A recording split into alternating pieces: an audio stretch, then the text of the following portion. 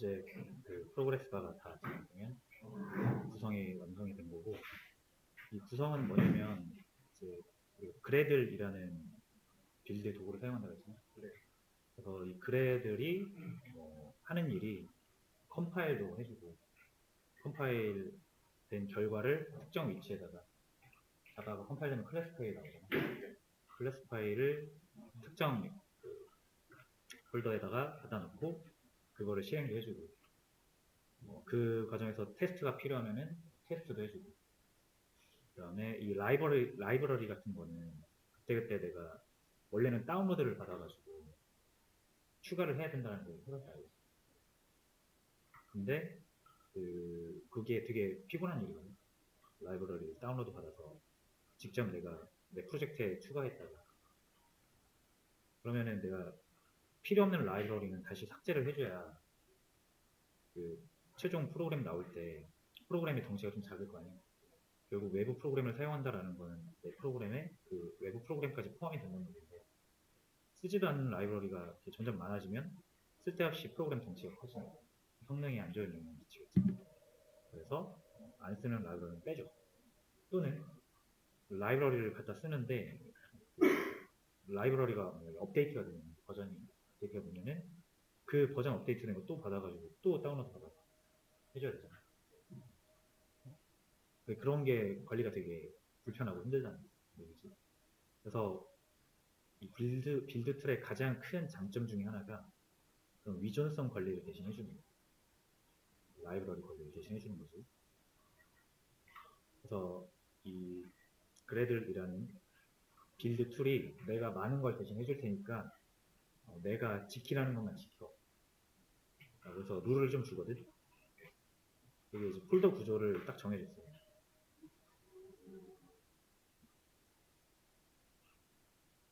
그 다음에 좀 중요한 파일이 build.grad. 다른 파일들은 굳이 안 봐도 지금.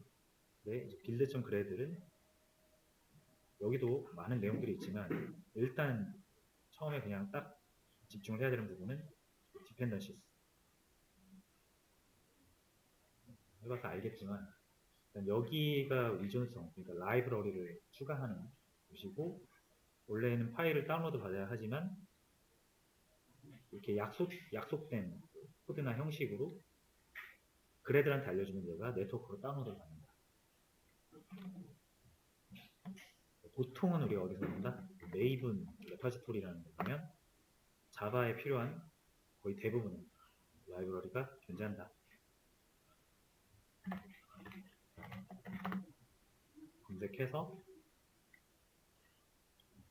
버전 선택하고 요 밑에 여러 가지 버전의 추가 코드가 있는데 우리는 그래드를 쓰니까 그래드를 해서 넣으면 된다. 그리고 이것도 항상 강조하지만 넣고 바로 진행하면 안 되고 우측 상단에 코끼리 버튼이 생기는데 이걸 눌러줘야 적용이 됩니다. 이걸 꼭 눌러라. 됐고, 그 다음에 몇 개의 그 옵션을 좀 지정을 해줘야 되는데 그거까지만 보고, 세팅 처음에는 이거를 꼭 해줘야 돼요. 여기 세팅스에 들어가서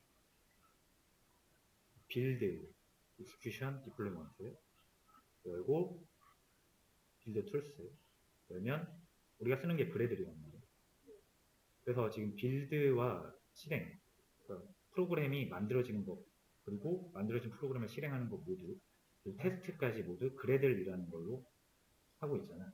근데 이걸 인텔리제이 갖고 이거 왜 그러냐면 인텔리제이라는 이 툴이 그 제공하는 기능들이 좀 강력한 게 많거든요.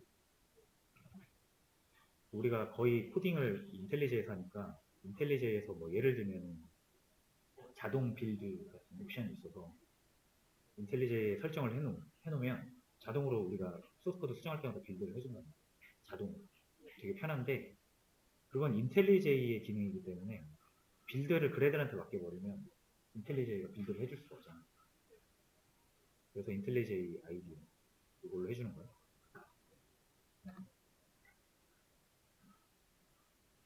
자, 다음 보면은 빌드 프로젝트 오토매티컬리라고 있어. 컴파일러 쪽. 요게 아까 내가 방금 말한 이 프로젝트를 소스 코드를 네가 수정하면 빌드라는 버튼을 꼭 눌러줘야만 다시 컴파일이 돼서 네가 수정한 내용이 반영이 돼서 그 반영된 내용을 실행해 볼 수가 있어. 근데 이게 은근히 되게 번거롭고 귀찮아. 그래서 오토 해주면은 우리가 뭔가 소스 코드가 수정되자마자 알아서 빌드를 해줘. 근데 이게 누구의 기능이냐면 인텔리제이의 기능이거든. 빌드를 얘한테 맡겨. 그게 아까 그 얘기였어. 그래들로 하면은 오토 빌드가 안 된다.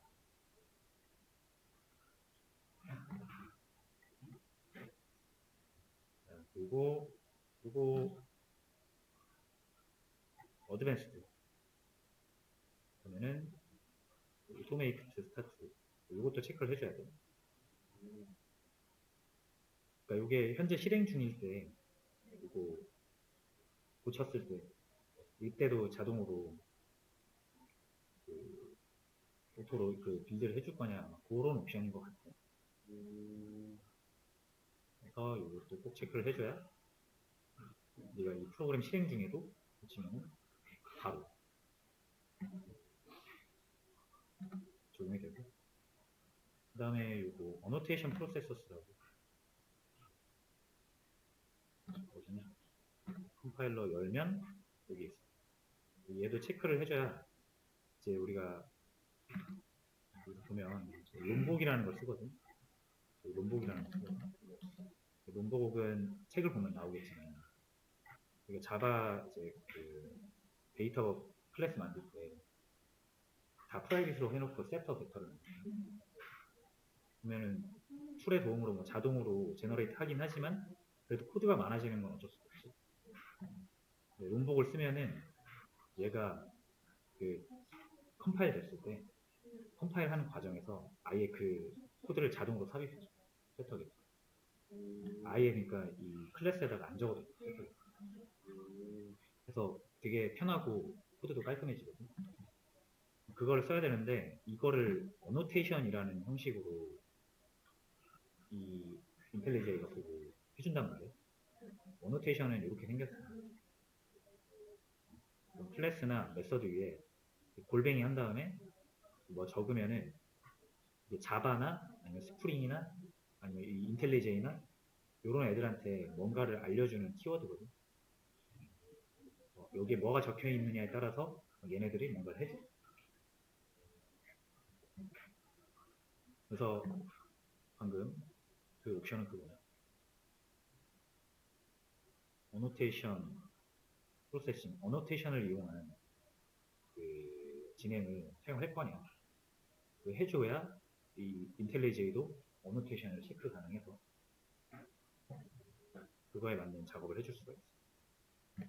그래서 어떤 프로젝트를 만들든 요거는 기본 세팅이고 프로젝트 새로 만들면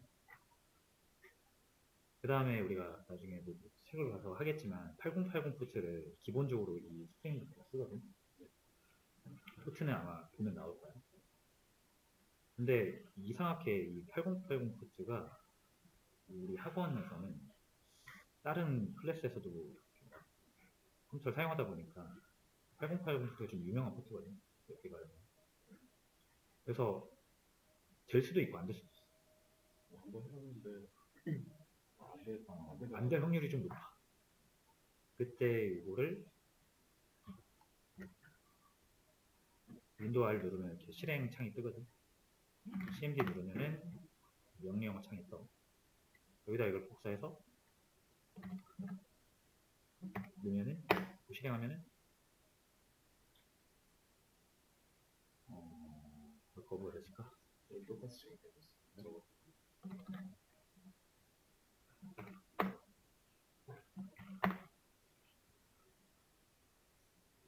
요거 관리자 권한을 열면 될 거야. 이거를 관리자 권한.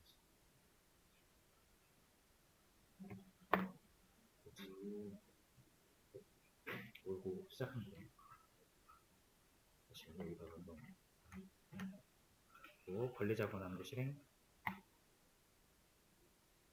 그래서 여기다 넣고 조용하면 된다. 다시